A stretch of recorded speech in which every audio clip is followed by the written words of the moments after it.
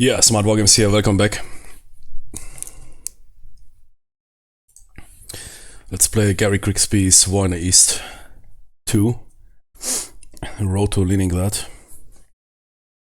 That is a limited scenario, only Army Group North. Usually burn out in the main game, too many counters, but luckily there's some smaller scenarios, especially with the DLC. And after going very desperate in my decisive campaign Barbarossa playthrough, I need here some better feelings. Good, Leningrad is the goal. Let's set up the AI. There's not much to do. Put the entire Luftflotte on flexible. And let's roll.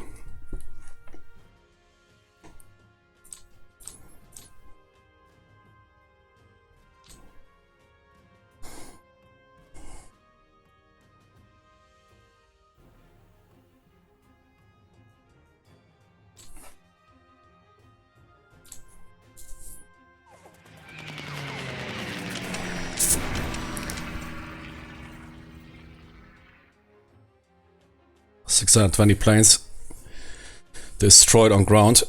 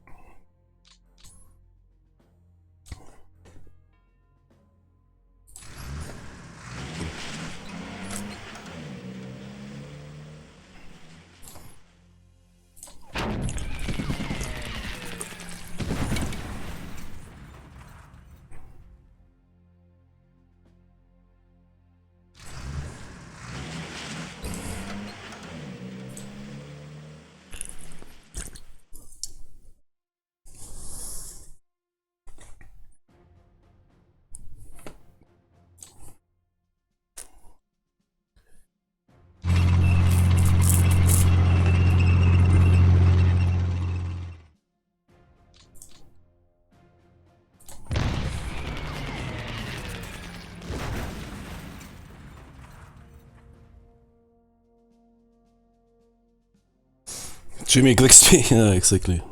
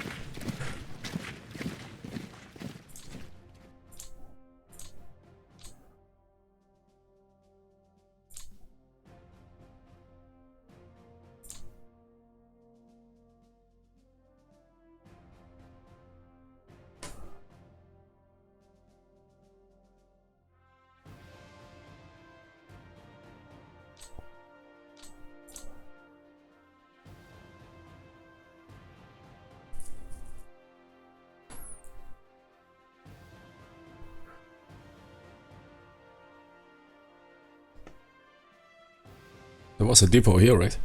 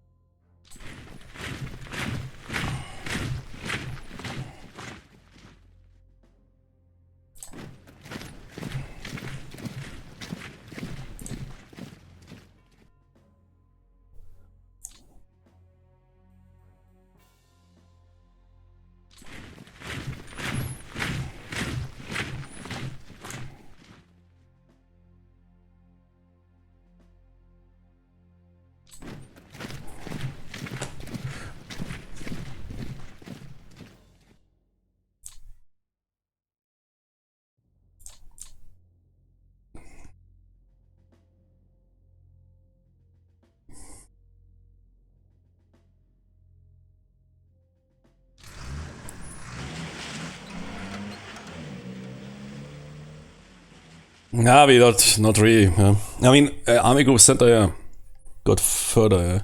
But you see, they're already counter-attacking. And I have really hard time to figure out how to conduct properly combat, yeah. Army Group North is not it's looking fine. I mean, they got held up at Leningrad somewhere. We are around Leningrad now. Army Group Center looks good, yeah. Army Group South, doesn't think look that good, but I mean, it is always when this game is simply so brutal. This is a campaign Barbarossa. It feels in the beginning. It feels yeah man, you're doing so good, yeah. Wow, holy moly, what a move! Ah wait, check the historical dates. Jimmy, you're 1 week too late. It's crazy, man, what they pulled off. Imagine if the Soviets would have been better prepared for that initial offensive. How that war would have turned out. I mean, they already pulled it off quite crazy, yeah. Destroying, 3,000 aircraft on the ground? I mean, get that shit. If the Stalin or whatever wouldn't have been that stupid in the beginning. If they would have pulled back from the front line, as many of the better generals suggested, and get those airplanes from the front line so they don't get wrecked right in the so this 101, yeah, that you don't keep your aircraft too close, and because if you get surprise attacked, yeah, they destroy all your aircraft and everything.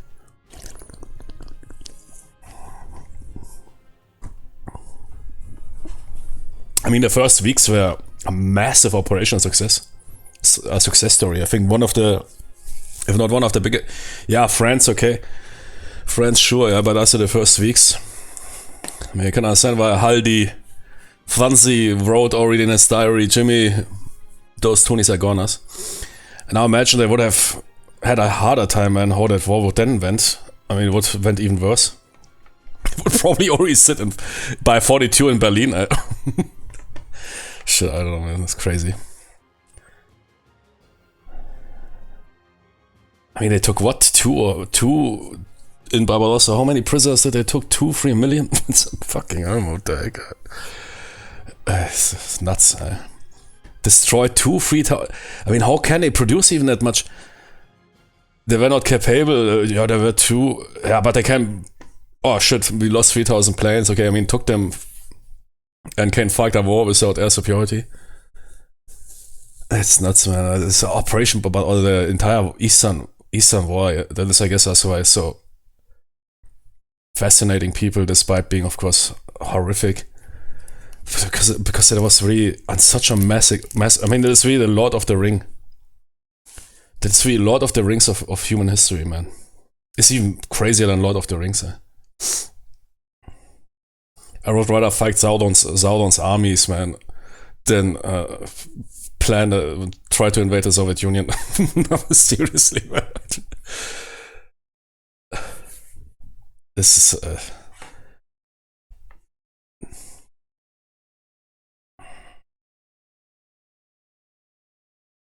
Okay, are we doing good now? Do I want to send in my tanks? Deep strike.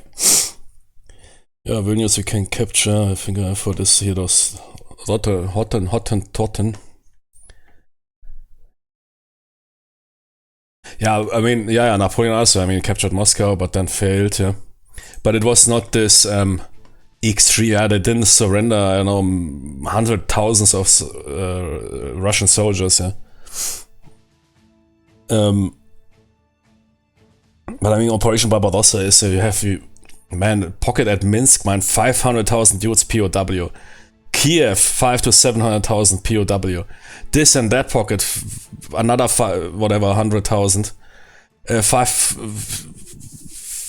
3,000 tanks destroyed, 3,000 aircraft destroyed, man. It's so fucking nuts.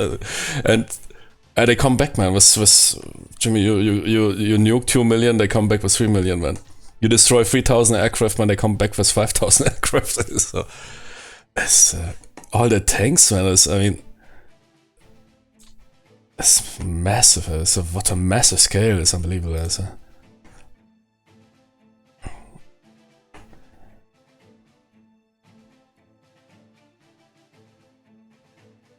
And again, the first weeks were absolute massive strike, especially that Iceland encirclement and Kiev before they launched Typhoon was also massive. I think again, yeah, we talked about that last episode. There was the biggest defeat in human history.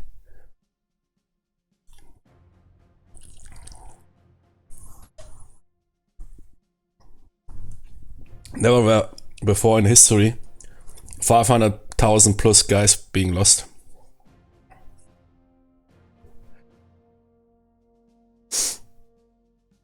Yeah, Lend-Lease as well. I don't know, yeah, but it made quite a big deal. Yeah, sure, man. It has got delivered thousands of trucks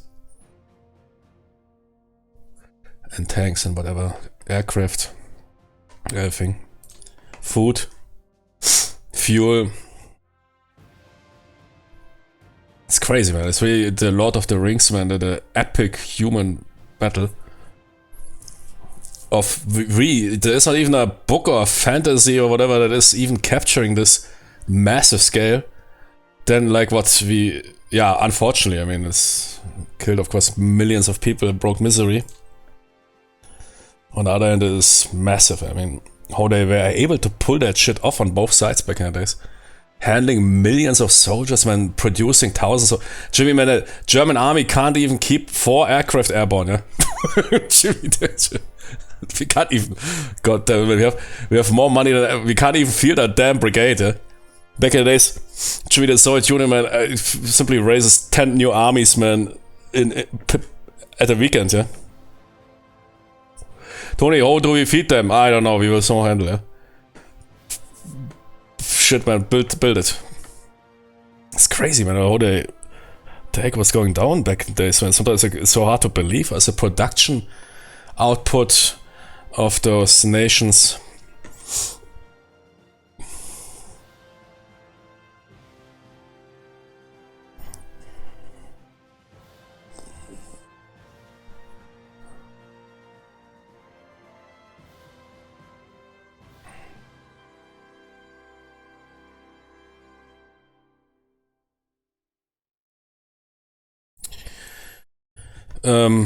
What do I want to do? Vilnius. Infantry is done, right? Some dude hiding. It's only motorized units. Here we have those guys. Bring them forward.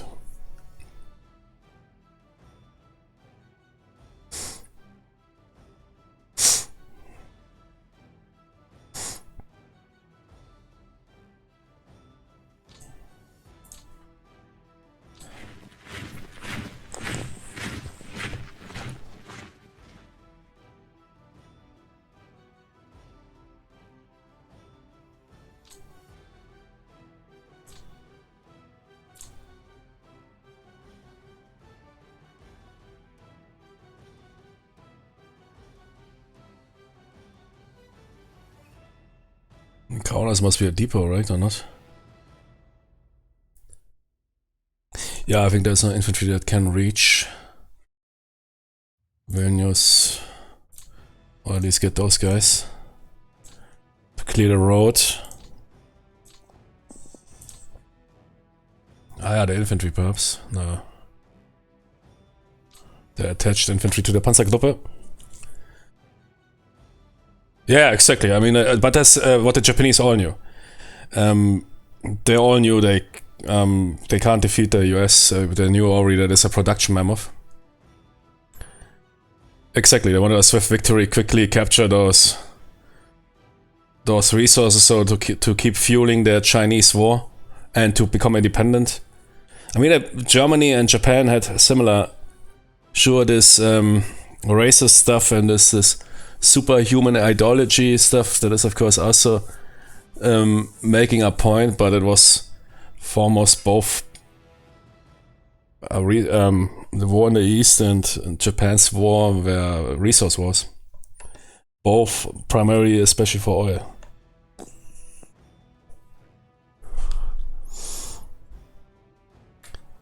The Japanese wanted all those Dutch, Indies, British, whatever islands to get that oil after they got embargoed by the Western states, and Also not really had good domestic oil production. The same for Germany. Nazi Germany the same.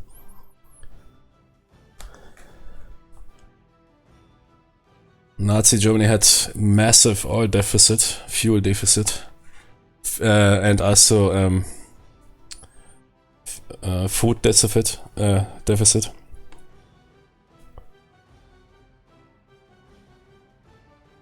That's why we're so much interested in the Caucasus and Ukraine foremost. Dude was not even planning to completely defeat them. I mean, he was already planning a lot of Hitler that it might not work out completely, that they will not falter, that kick in the door and the entire house crumbles. But he at least had this, get those fuel fields, which would be enough to sustain a war against the West, against Western allies.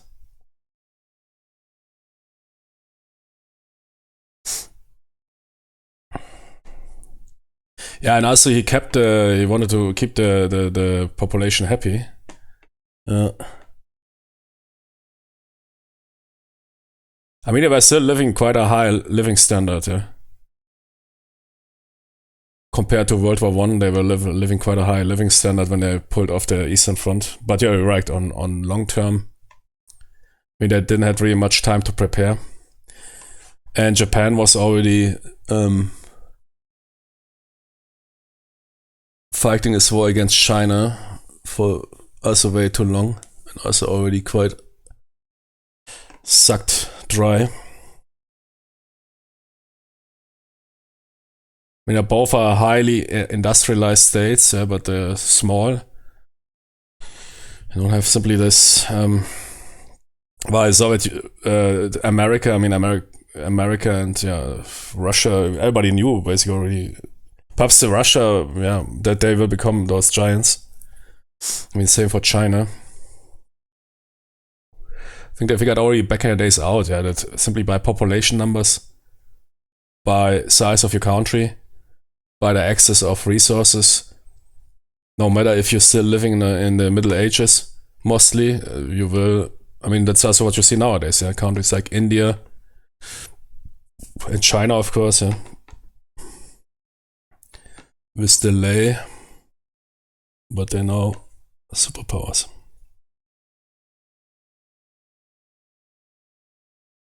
Okay, send in the motorized to capture Vilnius.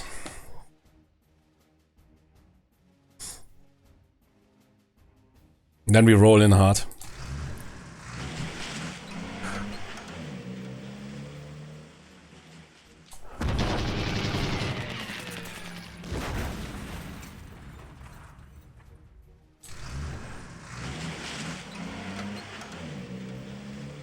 Oh yeah, okay. Comes already left here.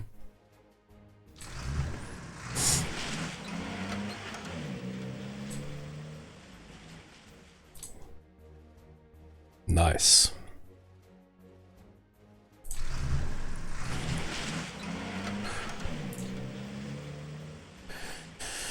Good, thanks. I want Dauger pills and Paugerwils, Klust pills, man. I want all those pills. I like pills. Drink pills best. Give me all those pills. Motorized is none left, right? It's only tanks. Should like to roll with it motorized first in the hinterland. We have a motorized here. I want to see the best route. 17. I think that's good. But that's not, but there's no real road. Is it on my eyes? No, that is rail, right?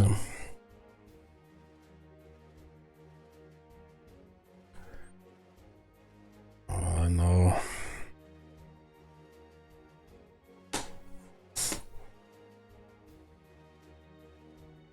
He's following there. Doesn't even care, okay.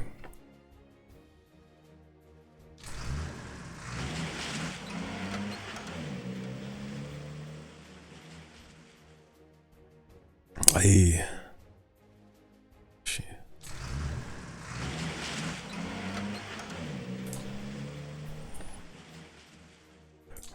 Okay.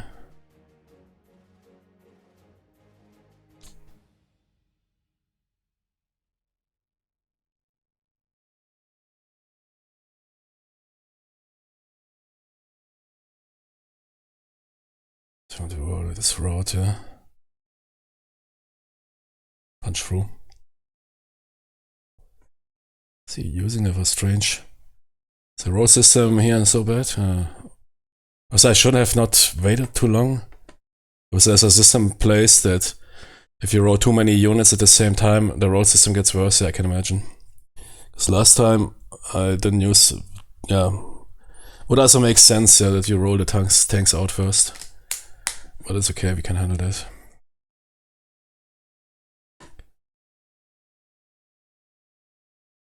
But we can make it. Interesting routing.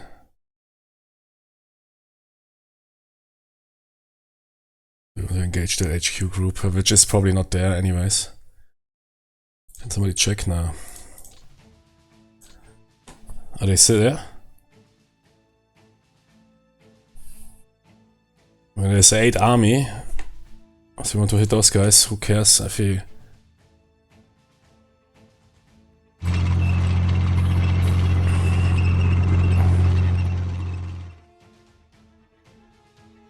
No, they're not here, okay.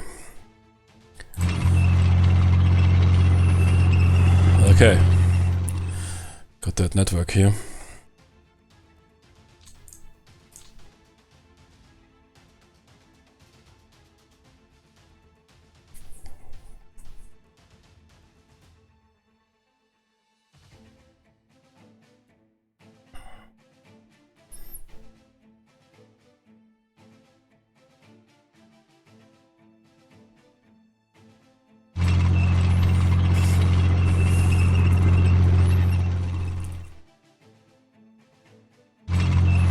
Nice. Nice.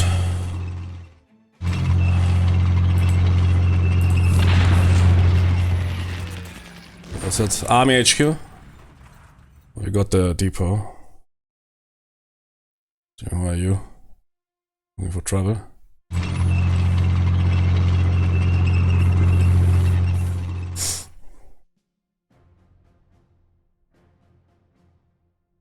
Sealing off that pocket would be good. It's disrupting it. I think we're out of tank units. Yeah. Good choice, roll.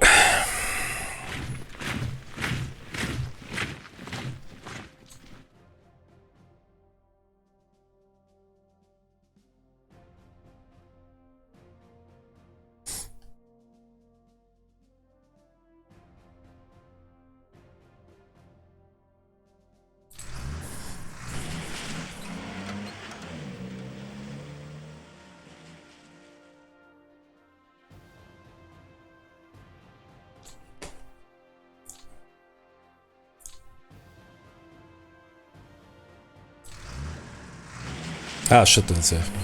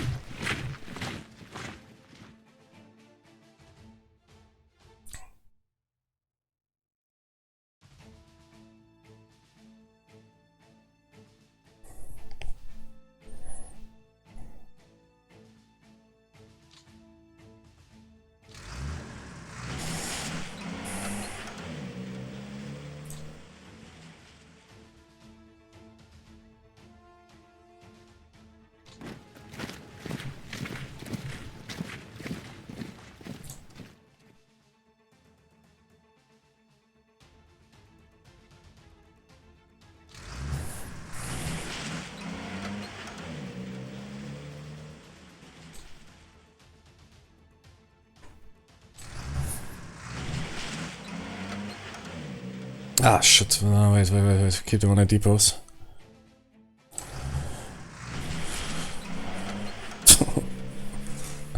It's right cruising around here.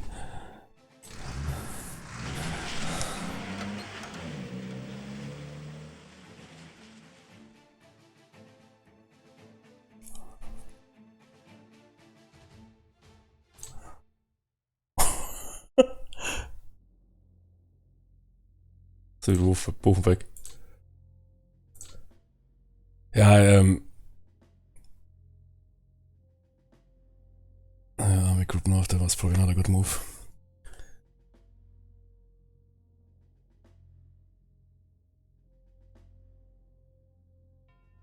So Army Group HQ needs to stay close to the supply source, so that's it. Star 0, man, I hope I didn't fuck it up.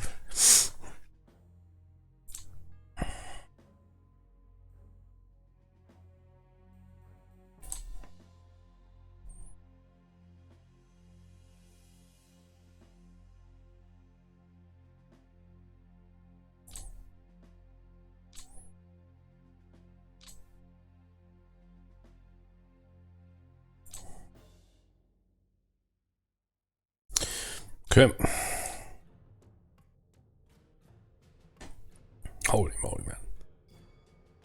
Fuck. That's huge, eh?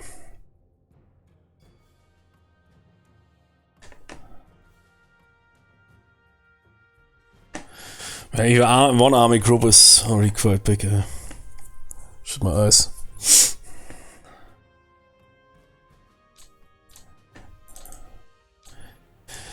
Yeah, I don't know if moving army group was a good idea. It's tracing to the... but it is...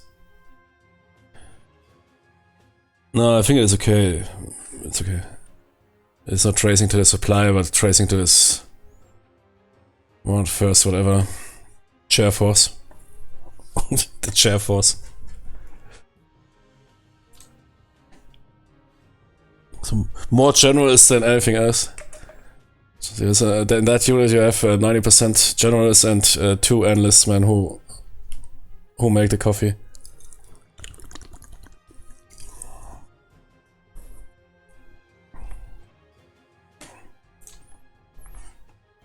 Yeah, thank you. Very good.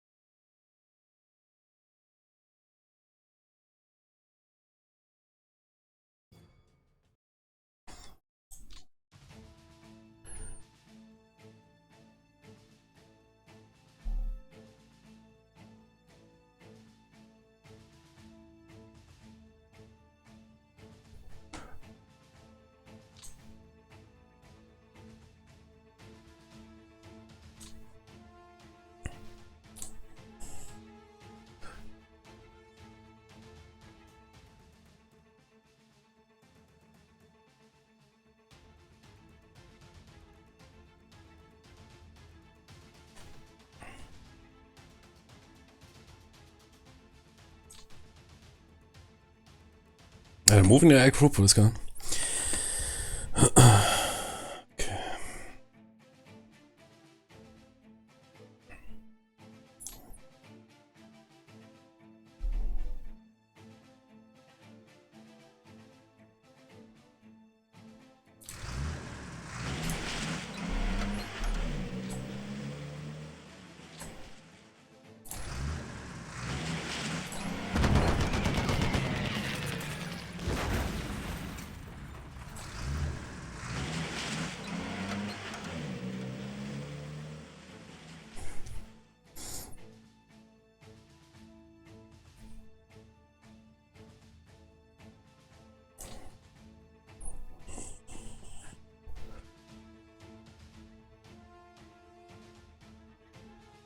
Yeah, but a limited scenario, even that is already enough for me.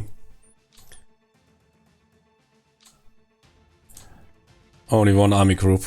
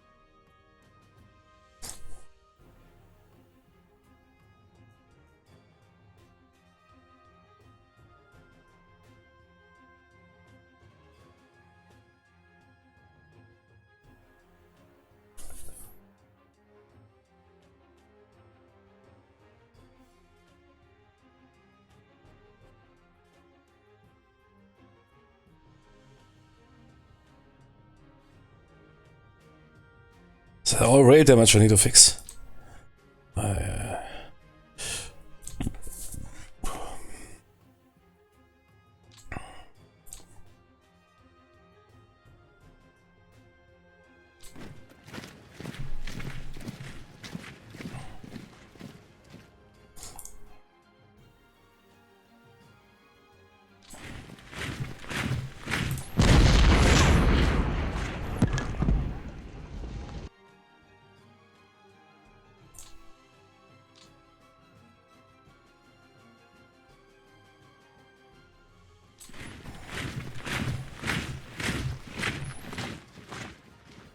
You're telling me there's some dudes sitting there? No, man. Should check out. Army Group North, check out. Army Group North. Check out, is there some dude there? No, HQ's can't unreveal. Yeah, let him live there in the woods, man. It's okay. He's not doing anything bad. Those dudes living there in the woods, living off the woods, it's okay.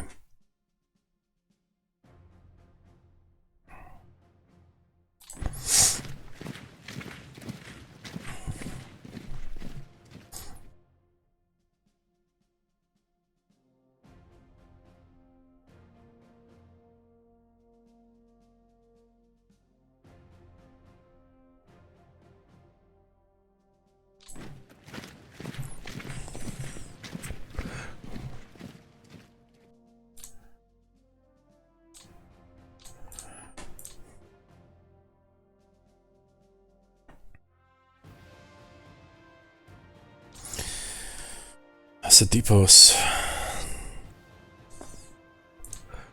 Okay, the raid Tonys. Are you telling me that's all damage? Ach du Scheiße.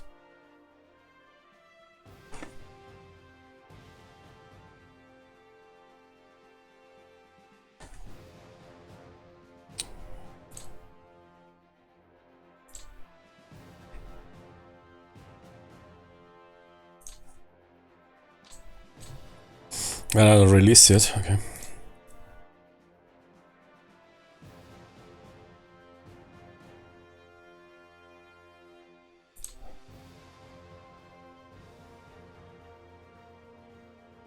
Are they already fixing it on their own?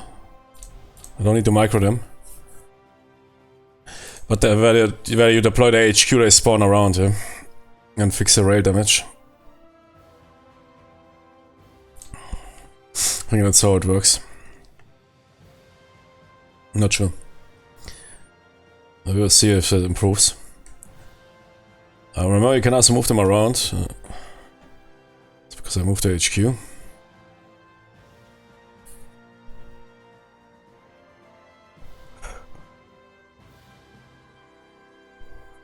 Is British DDs in Silent Hunter or? No. And what game?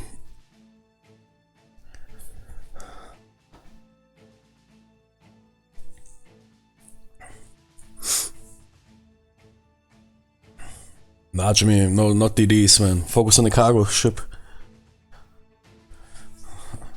The time you torpedo those 4 DDs, they already have built 10 new.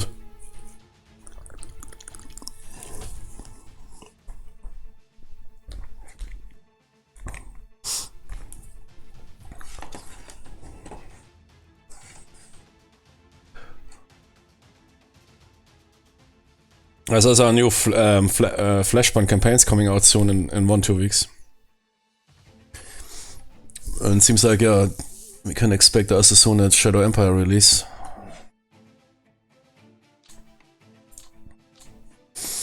But even one army group is too big for me. So you have to keep everything track. I need a break already. Shit, I'll get even bigger, man. Look at that. And now compare that to the size comparing Barbarossa. The map size is simply... Holy moly, it's overwhelming me. Even one army group.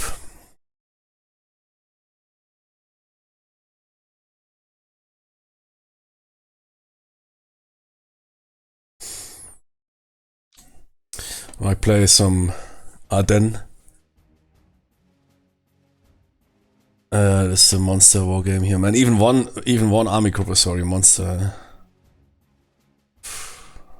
Shit, man. Give me hexes.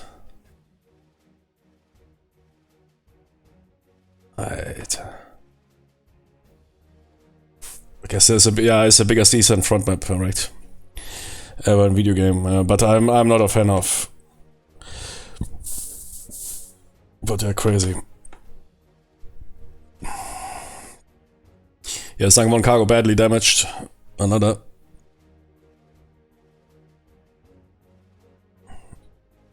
Yeah, Shadow Empire, yeah, is like the idea. This post-apocalyptic sci-fi Mad Max. It's a really cool idea. I mean, it has also this dark approach, which I like. So, but this Dune style, yeah? But complete its own. I even like the art style. I don't know. In the beginning, I was thinking the art style is, yeah, I mean, this AI generated or what, this mix and match body parts. I mean, sure, there's also some good mods, but I even like the original art style now.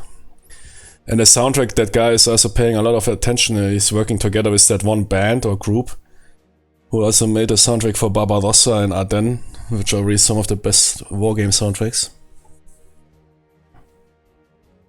Only thing that is a bit shame is that you can't mod those games. Yeah, exactly. Yeah, I mean, it is also somewhat inspired by this. What is it called? Something with suns. That was a 4X game. It was a 4X game. It was a where you cruise around in space and then go onto the planets. Something with Sons of the Empire of the Sun or something. Yeah, I play some AGN here, man. And after one turn, I'm already, and I mean, now it will become double, triple time amount, because the first week is now over with all those super dashes.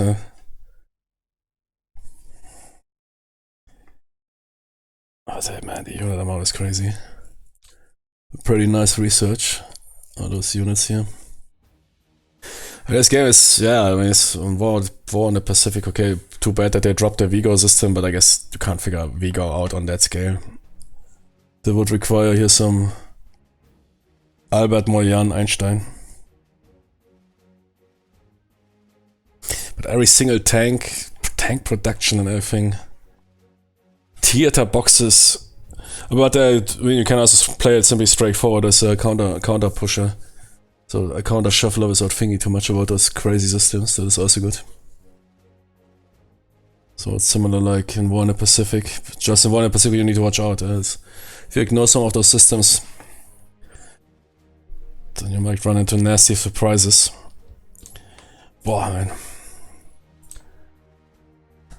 Yeah.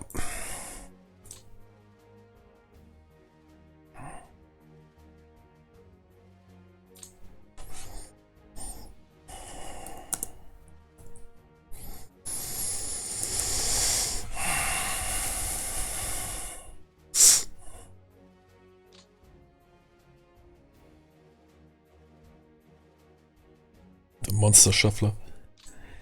But I was really interested in this scenario here, which came, I think, with the DLC, which is focusing on the smaller stuff. Because it's also to make the game more attractive to those people that don't want to...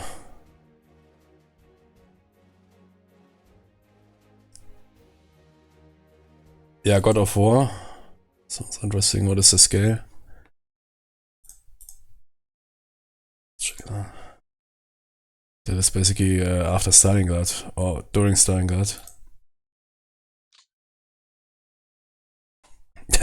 I know some dude, he made a playthrough, or they made a H2H in War in the Pacific. Nah, he was playing single player. He's working on, he's playing one. Oh shit, the Soviets attacking. No.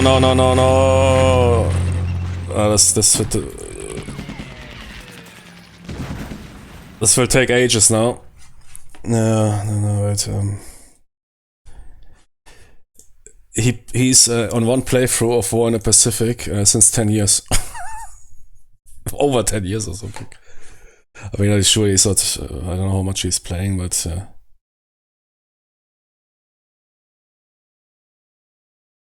yeah, exactly, Steel Inferno or what, yeah. And there are some smaller scenarios which... I also checked custom scenarios, but there's not really much. Yeah, exactly, it has the smaller scenarios. I already checked some of them, I think even played one, I made a video on our channel. I'm looking for them right now, and they are more limited. And allow you to play it more... I was thinking that Leningrad will also be fine, but it's, yeah, I mean, it's, but as for example, there is one about the push of the Panzer Group into the Caucasus. So basically not Stalingrad, but what is happening south of Stalingrad, which is pretty cool. And that shouldn't be such a huge scale because they didn't have that much units around here.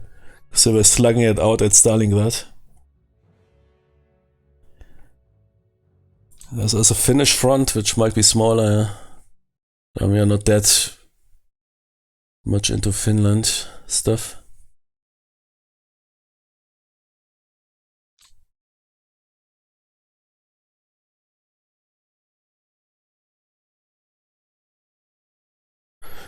Need to check the store page.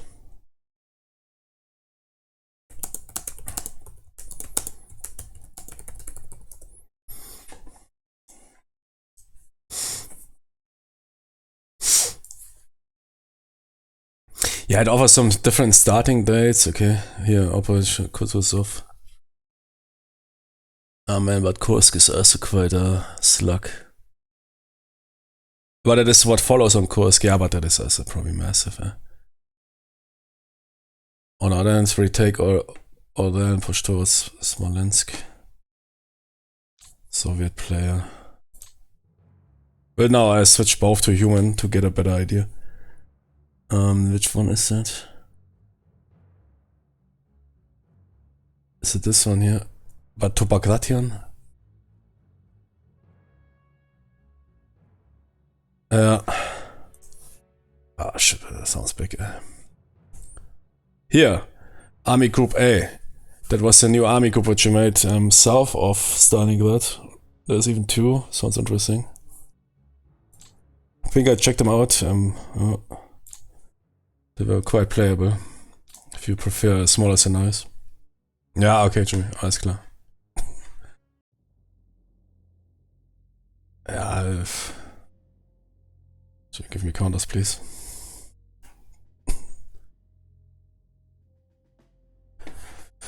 Okay, Roger.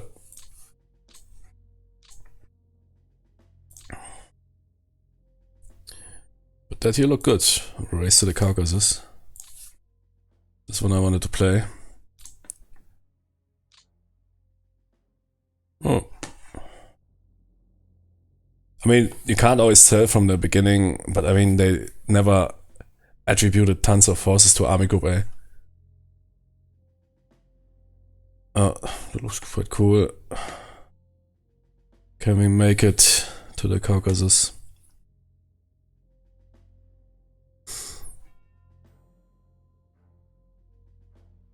No, that looks acceptable. Sure, later if it opens up. Stalingrad, yeah. Massengrab. This one I might play.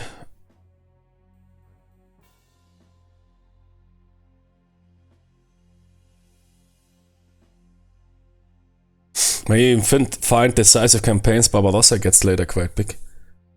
In the beginning state of Barbarossa, but then you're getting more and more units.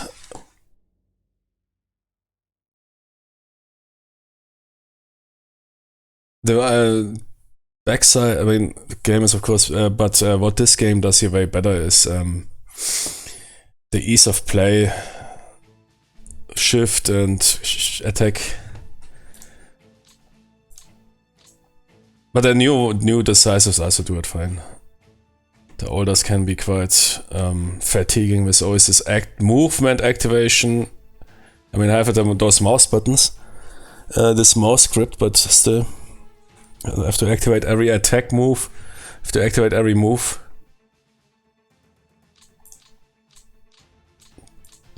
This, of course, for counter shufflers always a bit. Looks good. This might play, or at least attempt to play it. And the second one, a small mini campaign.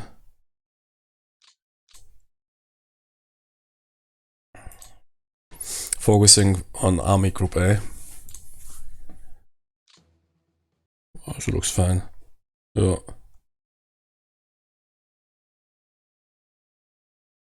That was here the... I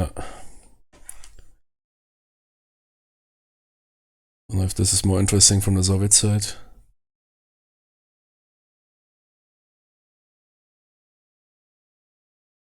Actually, my eyes, man, I can't see sharp anymore. Actually, looking at all those counters there of Army Group North.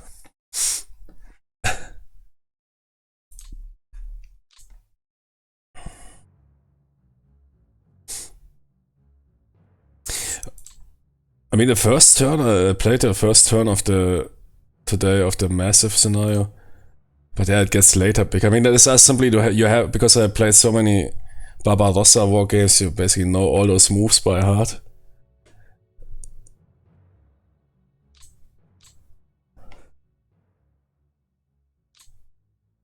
It didn't take that long.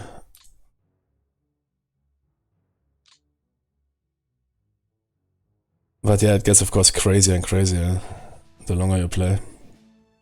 So they're throwing more and more units at you.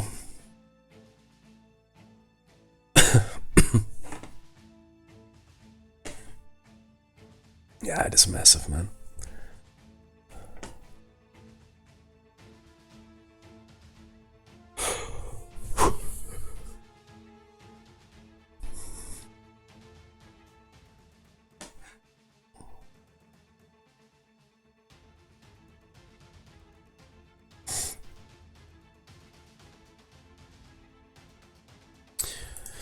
Okay. So, any other? Yeah, this one here I might want to play. Road to Minsk, I played. This is very short, which is good. Army Group Center, 2 turns.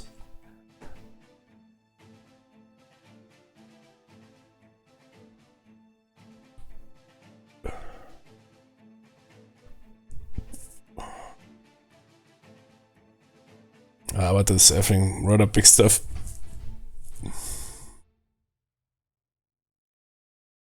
Is Western Ukraine? How big is that?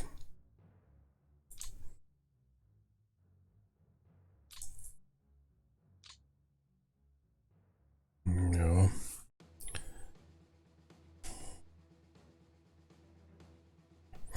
Depends if you need to attack or defend.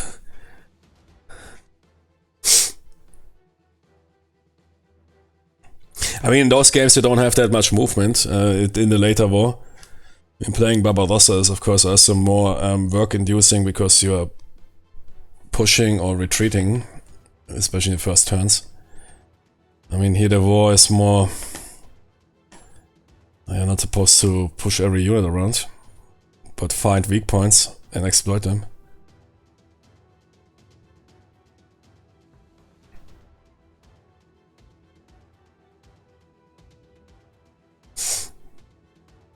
That's what I like also about WDS.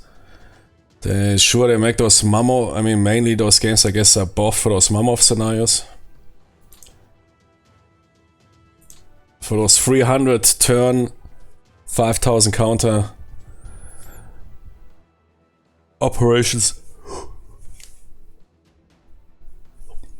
But they also have those smaller scenarios.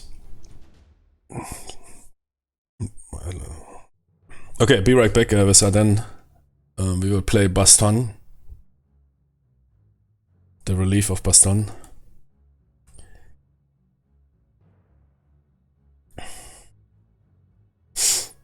Yeah, I read today that War in the East 2 also often, depending on that multiplayer often turns into World War I style slugfests.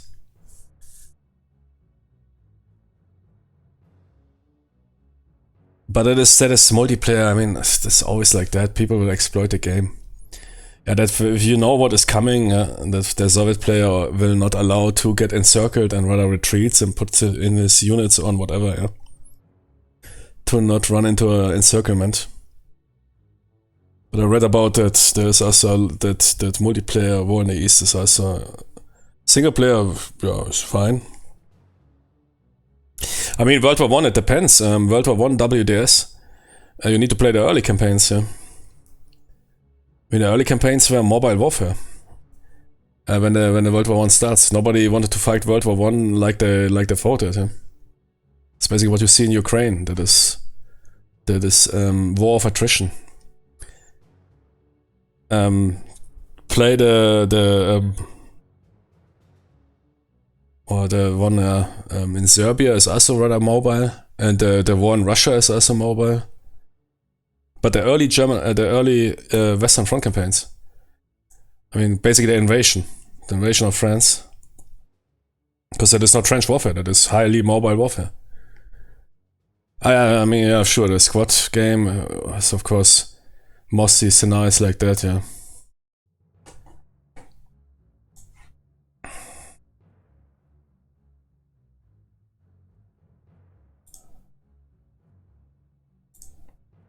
But if you like operational, France 14, I guess, is a good pick. So that's basically an invasion, right? Yeah. Because people think that was the tactics back of the days, to sit down in a trench and trench it out. No, it's absolutely bollocks. Mobile warfare, even what you see in World War II, was already well established even before World War I. Mobile warfare was.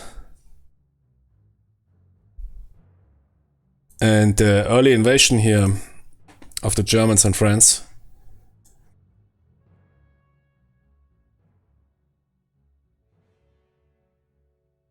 Yeah, 158 turns, the race to the sea. I mean, you see, the name already tells you what they were achieving. I mean, if World War II would have worked out differently, you would have ended up in World War I style again. It's what people always have this this history bias. And to some extent, the Eastern Front was, I mean, trench warfare. But yeah, Germany was simply completely overwhelmed then, fighting a losing war. If they would have rolled into France and not worked out that stuff, then I tell you, yeah, that is in a war.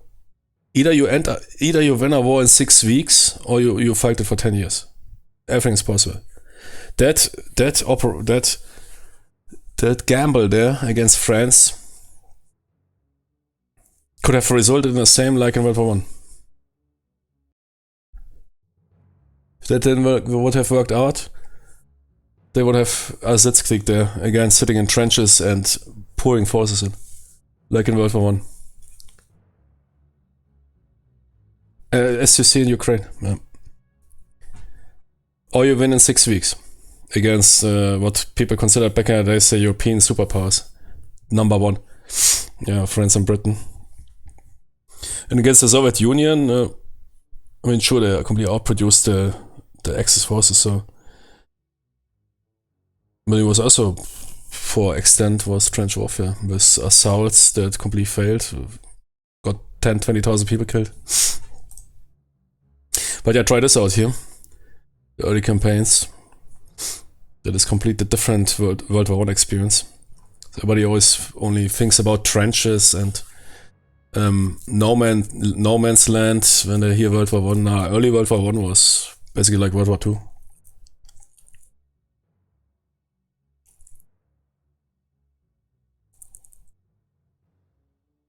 You didn't have that mechanized aspect, of course, and to that point.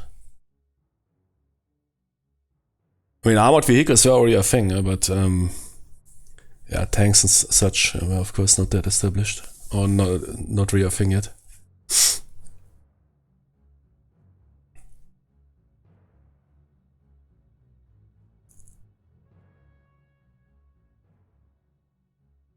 Okay, I'll be right back for Ardennes.